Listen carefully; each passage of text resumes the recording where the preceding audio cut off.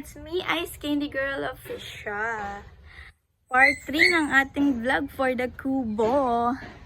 Tingnan natin kung ano nangyayari sa kubo natin. Nakita nyo ba kahapon? Nauna na ang pinto. Bubong at sa sahig. Dahil kulang sa pamakuan. Inuna nila muna ang pinto. Baka din kasi ayun siya sa tabing puno. Kasi yung pintong ginamit namin dito is dahil sa kabilang bahay na buko. Kaya ginamit namin siya dito. Revise yun. Yan natin guys. Wala siya ng bubong. Ang bubong nga pala na gagamitin natin ay galing pa kay Ligarda. Thank you Ligarda sa ating bubong ngayon. Ito pala yung ating pinto. Galing pa sa kabilang bahay.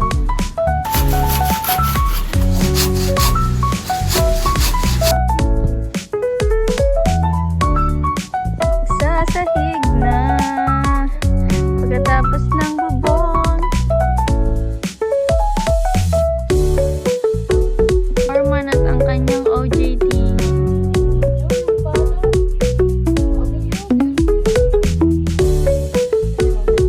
OJT naman dyan kay Forman. For the Panday. Mga helmet niya, mga gloves, mga safety shoes. Kailangan niya yan, ha?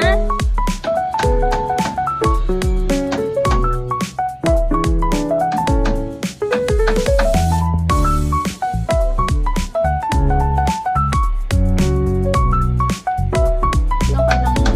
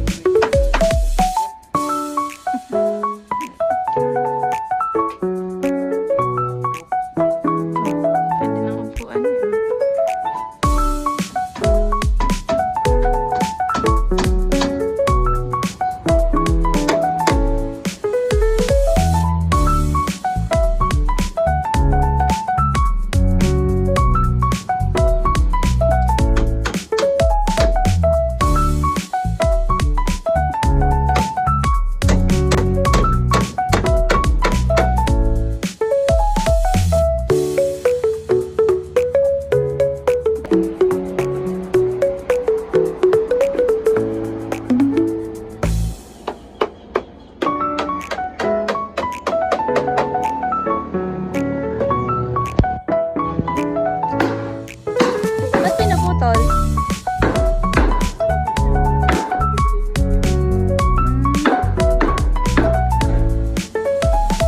Wala pong pambili. Yan. Ilan mo na yan? 4. Hinati pa ng para dumami. Pero siya ay originally na 3 piraso lang. 3 piraso yan, ama, nung binigay. Dalawa lang. Ligarda. Thank you, Ligarda. Napabubong natin dyan.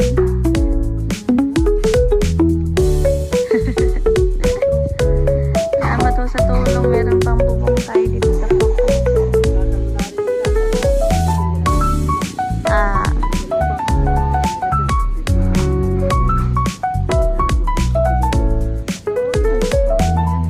Nga pala. Sobrang ko lang saglit, ari ama. Ako yung nilalaba. Na-request si father ng kape. Eh, basta ako ang nagtimplaman ng kape, masarap. Mapait naman ako ang magtimpla eh. Ayaw ko nga ng aking timpla. Ay, pag basa-basa. Magbubunas tayo ng yero mamaya. Kukuwala tayo ng nagtitimpla lang natin ng kape ang ating ama dahil nag-request. Talaga na mga taga Batangas. Kaya naman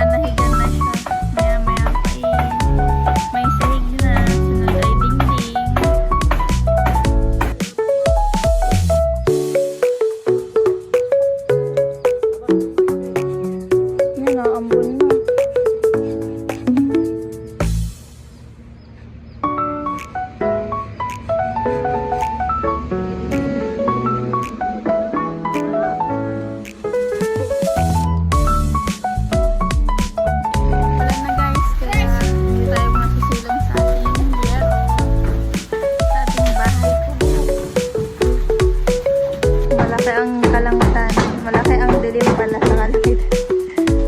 Malaki ang dilim sa kalangitan.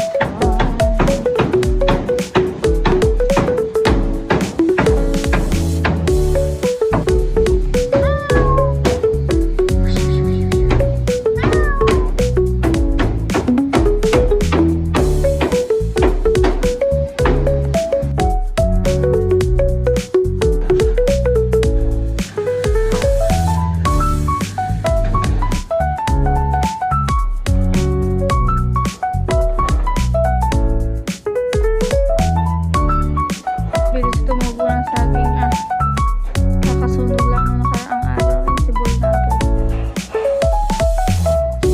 Yung itong naglalagay ng palatandaan sa pananim. Baka daw makapakan niya ulit.